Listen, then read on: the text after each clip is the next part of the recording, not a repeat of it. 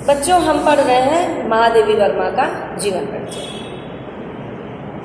तो बेटा, महादेवी वर्मा का जब जीवन परिचय हम लिखते हैं तो सबसे पहले हम सूक्ष्म अवलोकन लिखेंगे, जिसमें जन्म, जन्म स्थान, माता पिता का नाम, उनकी रचनाएं, कृतियाँ, भाषा शैली, साहित्य में स्थान, उनकी मृत्यु आदि लिखेंगे। उसके बाद हम उसको विस्तार से लिखना प्रारंभ करते हैं। तो महादेवी वर्मा का जन्म 1960 ईस्वी में, सन 1960 ईस्वी में, यानी कि 1907 ईस्वी में फर्रुखाबाद में हुआ था। होलिका दहन का दिन था। इनके पिता का नाम गोविंद सहाय था और माता का नाम हेमरानी था। महादेवी जी की माता कृष्ण की अनन्य भक्त थी और एक कवयित्री भी थी। उनका प्रभाव महादेवी वर्मा पर पड़ा और उन्होंने कम आयु में ही कविताएं लिखना प्रारंभ कर दिया। महादेवी वर्मा को पीड़ा की गायिका कहा जाता है और आधुनिक युग की मीरा के नाम से भी जाना जाता है। 9 वर्ष की आयु में ही महादेवी वर्मा का विवाह हो गया था। इनके पति का नाम स्वरूप नारायण वर्मा था, किंतु इनकी माता की मृत्यु हो जाने के कारण इन्हें बहुत दुख हुआ और इन्होंने अपने अध्ययन को लगातार जारी रखा। अध्ययन इन्होंने बंद नहीं किया।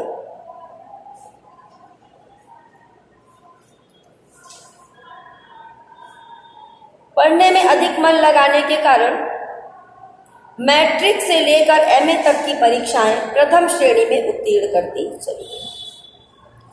बहुत समय तक प्रयाग महिला विद्यापीठ की प्रधानाचार्य के पद पर भी कार्यरत थी। महादेवी वर्मा का स्वर्गवास 80 वर्ष की आयु में 11 सितंबर सन 1987 यानी कि 11 सितंबर 1987 ईस्वी को हो गया। साहित्यिक परिचय। महादेवी वर्मा ने मैट्रिक परीक्षा उत्तीर्ण करने के बाद कविताएं लिखना प्रारंभ कर दिया। इनकी कविताओं में करुणा और भावुकता दिखाई देती थी। इनकी अंतर्मुखी मनोवृत्ति एवं नारी सुलभ गहरी भावुकता के कारण इनके द्वारा रचित काव्य में संगीतात्मकता एवं भाव तीव्रता का सहज स्वाभाविक समावेश हुआ। इनकी रचनाएं सर्वप्रथम चांद नामक पत्रिका में प्रकाशित हुई। इसके बाद एक प्रसिद्ध कवयित्री के रूप में ये जानी जाने लगी। सन 1933 में इन्होंने प्रयाग महिला विद्यापीठ की प्रधानाचार्य पद को सुशोभित किया। इनके काव्यात्मक प्रतिभा के लिए इन्हें शेख सरिया और मंगला प्रसाद आदि पुरस्कारों से भी सम्मानित किया गया।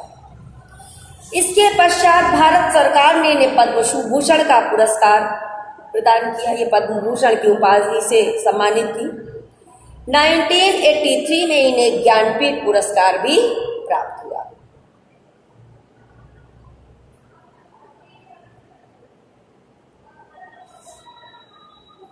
और इसी वर्ष यानी कि 1983 में उत्तर प्रदेश सरकार की ओर से महादेवी वर्मा को भारत भारती पुरस्कार से भी सम्मानित किया गया।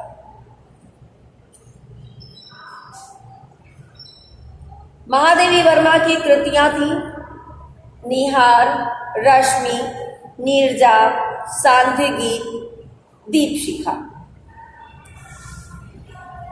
इसके अतिरिक्त इन्होंने अतीत के चलचित्र, स्मृति की रेखाएं, श्रृंखला की कड़ियाँ आदि गद्य रचनाएं लिखी। यामा नाम के उनके विशिष्ट गीतों का संग्रह प्रकाशित हुआ। संधिनी और आधुनिक कवि भी उनके गीतों के संग्रह हैं। इसके अलावा इन्होंने कुछ छोटी छोटी कहानियां भी लिखी, जैसे सोना, गिल्लू। काव्यगत विशेषताएं बेटा इनकी क्या है? तो काव्यगत विशेषताओं में इनके भाव पक्ष और कला पक्ष हम दोनों को ही अध्ययन करेंगे। तो भाव पक्ष में महादेवी वर्मा का संपूर्ण काव्य प्रेम काव्य है।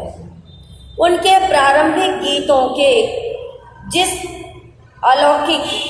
प्रारंभिक गीतों में जिस अलौकिक प्रेम का वर्णन हुआ है, चित्रण हुआ है, वही आगे चलकर एक प्रकार की साधना बन गया। महादेवी वर्मा जी ने अलौकिक ब्रह्म के विषय में कभी तो उनके मन के मिलन की प्रबल भावना जागृत हुई और कभी रहस्यमयी प्रबल जिज्ञासा। प्रकृति का मानवीकरण, तो बेटा कुछ प्राकृतिक कविताएं इन्होंने लिखी जिसमें प्रकृति को ही मानव रूप में चित्रित किया। तो इनके इन काव्यों में प्रकृति आलंबन, उद्दीपन, उपदेशक, पूर्व पीठिका आदि रूपों में प्रस्तुत हुई है।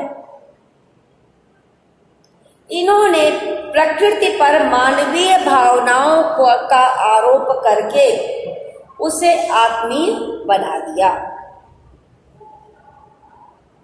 जैसे धीरे धीरे उतर क्षितिज से आ बसंत रजनी, तारक में नव वेणी बंधन, शीश फूल कर शशि का नूतन, रश्मि वलय सित घन अवकुंठित, मुक्ताहल अभिराम बिछा दे चितवन से अपनी। रहस्यात्मकता की भावना, तो महादेवी जी के काव्य में रहस्यवाद की विशेषता पाई जाती है। मनुष्य का प्रकृति से तादात्म्य आपस में प्रेम, प्रकृति पर चेतनता का आरोप, प्रकृति के रहस्यों की अनुभूति, असीम सत्ता और उसके प्रति समर्पण तथा सार्वभौमिक करुणा आदि महादेवी जी का प्रियतम, निराकार, अगोचर और सर्वव्यापक है। वेदना भाव, तो जैसा कि आपको पहले बताया कि महादेवी जी पीड़ा की गायिका हैं, तो उनकी कामना है कि उनके जीवन में सदैव अतृप्ति बनी रहे और उनकी आंखों से निरंतर आंसू बहते रहे, ऐसी उनकी कामना है। मेरे छोटे जीवन में देना न तृप्त का कण भर, रहने दो प्यासी आंखें भरती आंसू के सागर। बेटा कला पक्ष की विशेषताएं हैं कि सूक्ष्म अप्रस्तुत विधान, कि कुछ चीजें ऐसी हैं जो प्रस्तुत नहीं की गई, अत्यंत सूक्ष्म है, लेकिन कविताओं से हम उसको समझ सकते हैं, जिसमें स्थूल और सूक्ष्म दोनों ही इन्होंने उपमान लिए हैं। आपने काव्य के सूक्ष्म उपादानों में, उपमानों में सांसों को सौरभ के समान बताते हुए कहा है, इन पर सौरभ की सांसें लुट लुट जाती दीवानी। लाक्षणिकता की पहचान देखिए। अब महादेवी जी लाक्षणिकता की दृष्टि से भी भव्य काव्य रचनाएं करती थी। इन्होंने अपने काव्य में सुंदर भावों को चित्रित किया है। जिस प्रकार छोटी सी रेखाओं को रंगों के माध्यम से कुशल चित्रकार किसी भी चित्र को सुंदर रूप से उभार देता है, उसी प्रकार महादेवी जी भी थोड़े से शब्दों से अनेक सुंदर चित्र अंकित कर देते। देख कर कोमल व्यथा को आंसुओं के सजल रथ में, मोम सी साधें बिछा दे, मोम सी साधें बिछा दी थी इसी अंगार पथ में। उसके बाद प्रतीक योजना, प्रतीक मान करके लिखना। महादेवी जी के काव्य प्रतीकों का बहुत महत्व है। इन्होंने जो काव्य रचनाएं की हैं उसमें बहुत सारे प्रतीक उपस्थित किए हैं, जैसे बदली, मैं निर्भरी दुख की बदली, इसमें बदली का प्रयोग किया इन्होंने। सांध्य गगन, सरिता, दीप, सजल नयन, रात्रि, गगन, जलधारा, अंधकार, ज्वाला, पंकज, किरण, विद्युत प्रकाश आदि उनके मुख्य प्रतीक हैं।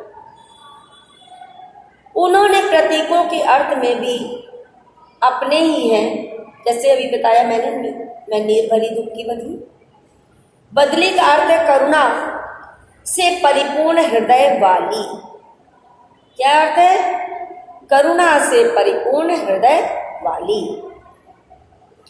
कोमल कांत पदावली, देखिए महादेवी जी ने शब्दों का तो प्रयोग किया, उसमें भाव की अधिकता भी बहुत अधिक थी और पूरी तरह से समर्थ और सक्षमता के साथ उन्होंने ऐसा किया।